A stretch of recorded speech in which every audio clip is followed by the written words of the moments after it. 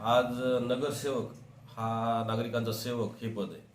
पण याला कन्वर्ट करून पैशावाल्या लोकांनी याला नेतेपद दिले, जेणेकरून पब्लिकला त्याच्या मागे फिरावं लागतंय. आज नगरसेवकांचं एकच काम आहे की नागरिकांना काय कमी पडतंय, काय नाही, कुठं रस्ते नाही आहेत, कुठं नाल्या ब्लॉक झाल्यात. आज लोकांना सांगावं लागतंय फोन करून की नगरसेवका बाबा इथे असा असा प्रॉब्लेम आहे, ते सुद्धा लवकर सॉल्व्ह होत नाहीये.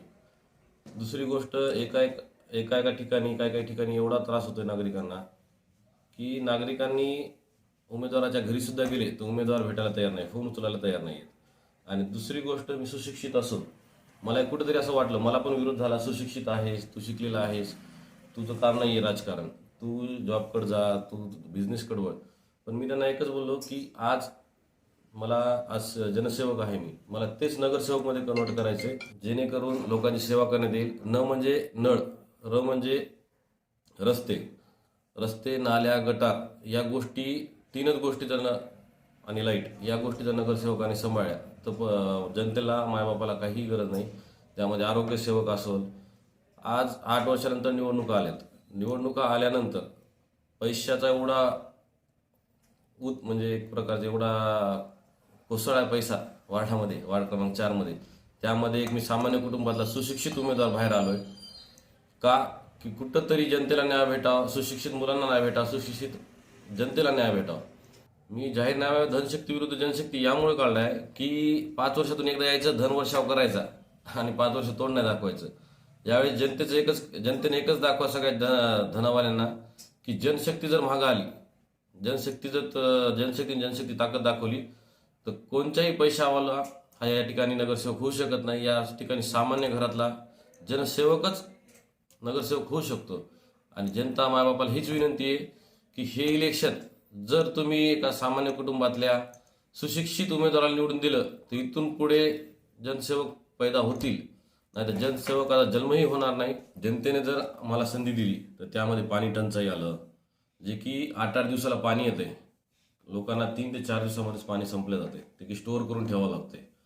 दुसरी गोष्ट आली वीज पुरवठ्याला एवढा प्रॉब्लेम होतोय की एका डीपीवर एवढा लोड आहे की हमखास रोज लाईट दिवसातून 2 ते 3 वेळेस जाते. तो दुसरा प्रश्न आला. त्याच्यानंतर आला खराब रस्ते असे की जे रस्ता बनवला की खराब होऊन जातो 6 महिन्यातच. दुसरी गोष्ट आरोग्यविषयक म्हणजे आलं, आता रिकामे प्लॉट आहेत, रिकाम्या प्लॉटमध्ये लोक कचरा टाकतात, कॉर्नरला कचरा टाकतात.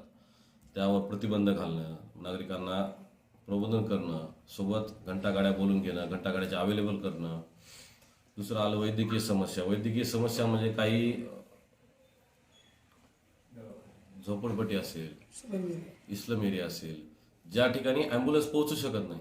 ॲम्ब्युलन्सचा आपण प्रत्येक आपल्या वार्डामध्ये एक ॲम्ब्युलन्स आपण स्वतः रिक्वेस्ट करून दवाखान्याला असो की एक अवेलेबल करू, जेणेकरून अर्ध्या रात्री जरी कोणी डिलिव्हरीला आलं किंवा एखाद्याला अटॅक वगैरे आला तर ताबडतोब त्यांना लवकरात लवकर सेवा प्राप्त व्हावी. सोबत आलं घनकचरा व्यवस्थापन म्हणजे काय की लोकांना घनकचरा व्यवस्थापनच माहीत नाही, फक्त एवढंच माहिती आहे की कचरा घ्यायचा, टाकायचा. याविषयी प्रबोधन आतापर्यंत झालंच नाही, फक्त करतायत फक्त नावापुरतं. जेणेकरून जर आता घंटागाड्या येतात, घंटागाड्यामध्ये फक्त एकच माणूस आहे सोबत, एका माणसानं काय कचरा 2 वेगळा सेपरेट कसा करायचा. त्यामुळे लोकांनी काय सकाळी उठली की बाहेर कचरा टाकतायत. त्यांना समजून सांगणं, जेणेकरून घंटागाडीमध्ये ते कचरा टाका कापणे, तुम्हाला त्रास होतोय आरोग्याचा, याच्यापासून मच्छर तयार होत आहेत, या गोष्टी आपल्याला पब्लिकला सांगावं लागणार आहेत. आणि तिसरी गोष्ट, अजून एक गोष्ट म्हणजे समाजकारण. कारण आज जे तुम्हाला सगळ्यांना माहिती आहे, समाजकारणच चालू आहे, म्हणजे समाजात वाद करणं चालू आहे.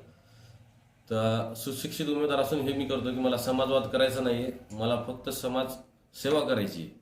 त्यामुळे नागरिकांनी मला यावेळेस संधी द्यावी हीच विनंती. मी शुभम हरिभाऊ गिरी, माझा वार्ड क्रमांक 4 मध्ये ओबीसी पुरुषमध्ये 5 नंबरला शुभम हरिभाऊ गिरी.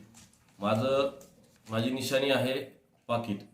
आता पाकिट म्हणल्यानंतर सगळे हसतात, पण पाकिट यामुळे ठेवलंय की सगळ्यांचा पैसा भरपूर येतोय आणि पाकिट हे माझं आहे. पाकिट चिन्ह बटन दाबून मला प्रचंड मताने विजयी करा, जेणेकरून मी तुमची सेवा करू शकेल.